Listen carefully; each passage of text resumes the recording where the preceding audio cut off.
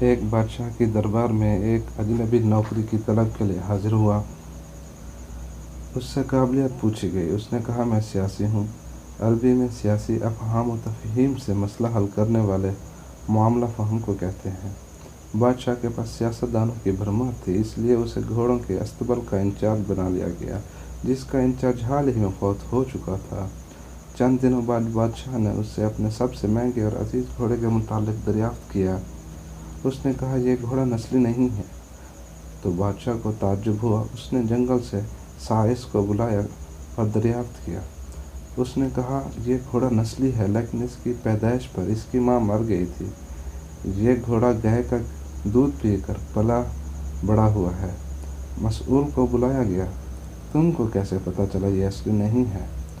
اس نے کہا، یہ جب گھاس کھاتا تھا تو گایوں کی طرح سر نیچے کر کے کھاتا تھا، جبکہ نسلی گھوڑا جب گھاس منہ میں اٹھا لیتا ہے تو سر اونچا کر لیتا ہے۔ بادشاہ اس کی فراست سے خاصا متاثر ہوا۔ مسئول کے گھر انعامات کے طور پر گھی، دمبے، پرندوں کی اعلیٰ نسل کا گوشت اس کے گھر انعام بھجوا دیا۔ اس کے ساتھ ساتھ اسے ملکہ کے محل میں تعینات کر دیا۔ چند دن بعد بادشاہ نے مصاحب سے بیگم کے بارے میں رائے مانگی، تو اس نے کہا، طور و اطوار تو ملکہ جیسے ہیں، لیکن ملکہ صاحبہ شہزادی نہیں ہیں۔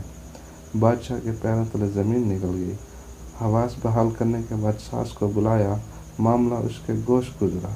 اس نے کہا، حقیقت یہ ہے کہ تمہارے باپ نے میرے خاوند سے ہماری بیٹی کی پیدائش پر ہی رشتہ مانگ لیا تھا، لیکن ہماری بیٹی تو 6 ماہ میں ہی فوت ہو گئی تھی۔ چنانچہ ہم نے تمہاری بادشاہت کے قریبی تعلقات قائم کرنے کے لیے کسی کی بچی کو اپنی بیٹی بنا لیا۔ بادشاہ نے مصاحب سے دریافت کیا، تم کو کیسے علم ہوا کہ ملکہ شہزادی نہیں ہے؟ اس نے کہا، اس کا خادموں کے ساتھ سلوک جاہلوں سے بھی بدتر ہے۔ بادشاہ اس کی فراست سے خاصا متاثر ہوا۔ دوبارہ اس کے گھر اناج، بھیڑیں، بکریاں بطور انعام بھجوا دیں، ساتھ ہی اسے اپنے دربار میں متعین کر دیا۔ کچھ وقت گزرا۔ مصاحب کو بلایا اور اپنے بارے میں دریافت کیا۔ مصاحب نے کہا، جان کی امان پاؤں۔ بادشاہ نے وعدہ کیا۔ اس نے کہا، نہ تو تم بادشاہ زادے ہو اور نہ ہی تمہارا چال چلن بادشاہوں والا ہے۔ بادشاہ کو تاؤ آیا، مگر جان کی امان دے چکا تھا۔ وہ سیدھا اپنی والدہ کے محل پہنچا۔ والدہ نے کہا، یہ سچ ہے، تم ایک چرواہا کے بیٹے ہو، ہماری اولاد نہیں تھی، تمہیں لے کر پالا۔ بادشاہ نے مصاحب کو بلایا، پوچھا، تمہیں کیسے علم ہوا؟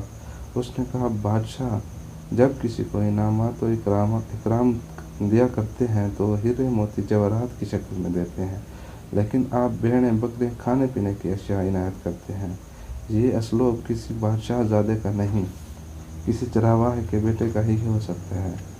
لہٰذا اس سے پتہ چلتا ہے، عادتیں نسلوں کا پتہ دیتی ہیں، عادات، اخلاق اور طرز عمل خون اور نسل دونوں کی پہچان کروا دیتے ہیں۔